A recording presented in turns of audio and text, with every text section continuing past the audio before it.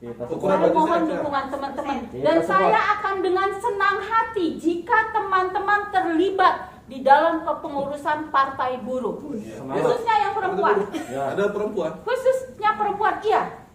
Saya akan terus berteriak, saya akan terus menyuarakan di dalam partai buruh keterlibatan perempuan.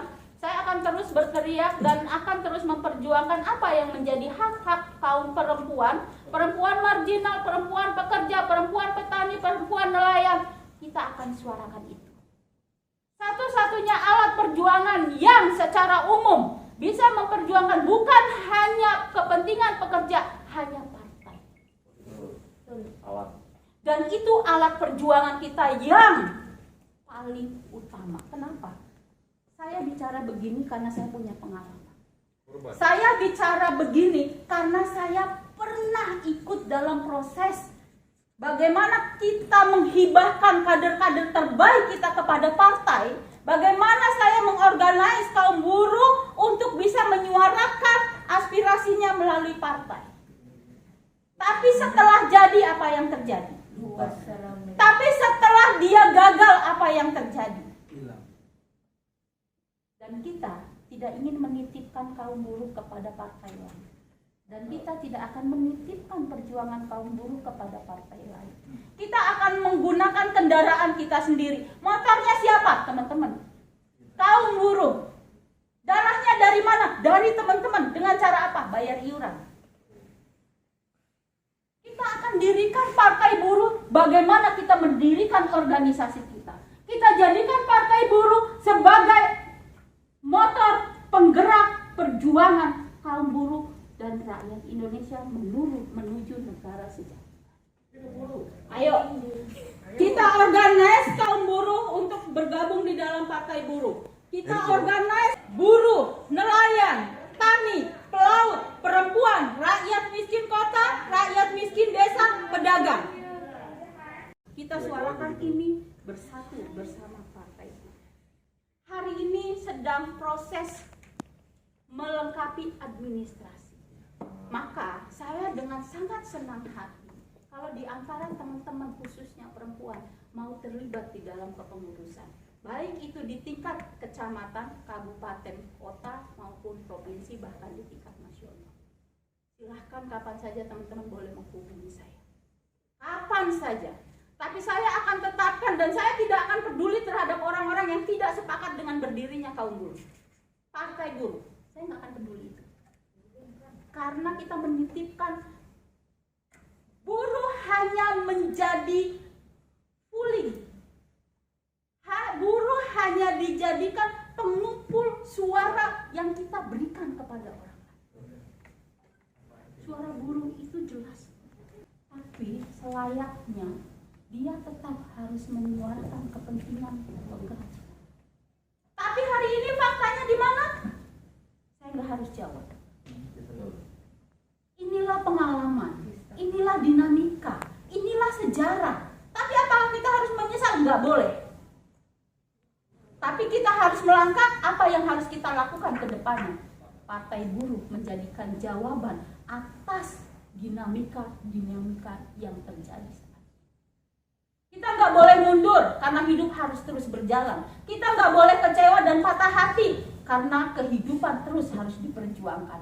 Satu-satunya alat penentu kebijakan adalah keterlibatan buruh di dalam partai politik. Karena kebijakan ditetapkan oleh partai politik. Sangat naif kalau kemudian kita tidak boleh bicara soal berpolitik. Karena faktanya setiap kebijakan, setiap keputusan diputuskan secara politik.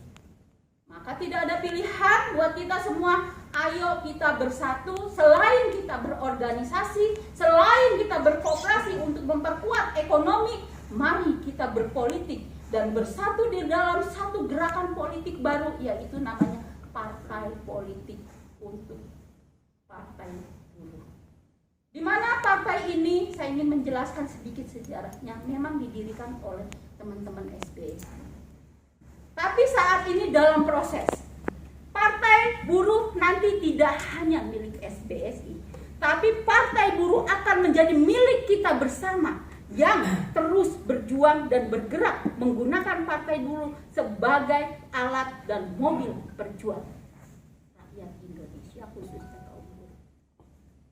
Kita nggak usah mikir soal bahwa isunya tentang perusahaan, tentang pengusaha, tentang itu. Udah, buruh nggak ada yang mikirin, nelayan nggak ada yang mikirin, petani nggak ada yang mikirin. Mari kita pikirkan, mari bersama kita. Dari mana anggarannya? Karena partai buruh nggak punya duit. Iya, partai buruh nggak punya duit, tapi partai buruh punya massa yang konkret. Partai buruh mempunyai anggota yang konkret. Siapa yang akan membiayai kita? Bukan para cukong yang akan menitipkan kepentingannya terhadap kita. Kalau mau, udah jadi dari 2019 kemarin. Kalau kita mau. Tapi karena kita punya pilihan tersendiri bahwa partai politik akan dimodali oleh kita sendiri sehingga kita bisa independen, maka sampai hari ini belum terjadi. Mudah-mudahan kita ikut kontestan nanti di 2024. Bulan Maret 2002 akan ada verifikasi tentang partai. Maka saya butuh dukungan teman-teman. Kalau teman-teman punya jaringan di Bali, teman-teman punya jaringan di Sulawesi Tengah, sampaikan ke saya. Sampaikan kepada kami. Karena 2 provinsi itu jaringan kami masih sangat minim. Satu saja kecamatan tidak terverifikasi dengan baik, maka secara nasional akan gagal. Akan runtuh. Maka kerja keras, partisipasi aktif teman-teman menjadi kepentingan yang sangat luar biasa. Sangat penting buat partai buruh, sangat penting. Maka saya minta kepada teman-teman dengan tulus ikhlas, doakan kami kuat untuk menjalani proses-proses ini. Terus kita berkonsolidasi, terus kita bersemangat, jangan pernah putus asa, jangan pernah kita merasa menyerah. Lakukan apa yang belum pernah kita lakukan. Selama apa yang kita lakukan itu baik untuk kepentingan bersama, insya Allah Allah akan memberikan kemudahan terhadap apa yang kita lakukan. Dan saya yakin. Saya tutup pertemuan hari ini karena Mbak Cecen juga harus menyelesaikan tugas-tugasnya. Mohon maaf kalau ada hal yang kurang berkenan selama saya memfasilitasi pertemuan ini, karena ini menjadi satu kewajiban buat saya untuk bisa mengajak teman-teman kepada hal yang lebih baik. Saya bukan orang pintar, saya bukan orang pandai, tapi insya Allah apa yang saya tahu dan itu bermanfaat saya akan bagi kepada teman-teman. Jadi sekali lagi dengan tulus ikhlas, kalau ada hal yang kurang berkenan, saya mohon maaf. Termasuk ajakan dengan partai buruh. Ini saya serius. Saya nggak main-main untuk partai buruh.